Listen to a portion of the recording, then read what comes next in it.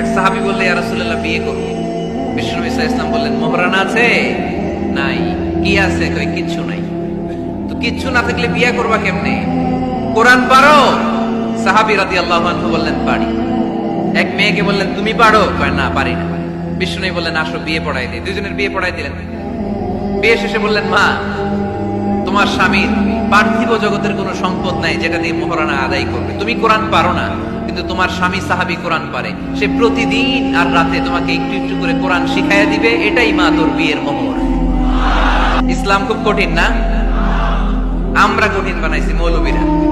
কেউ যদি ইসলামকে কঠিন ভাবে আপনার কাছে উপস্থাপন করে বাঘের বাচ্চার মতো দাঁড়িয়ে বলবেন লা ইউকাল্লিফুল্লাহু নাফসান ইল্লা উসআহা, আল্লাহ সাধ্যের বাইরে কারো উপর কোনো নিয়ম চাপায় দেয় না। জোরে কোন ঠিক কিনা? ইসলাম সহজ।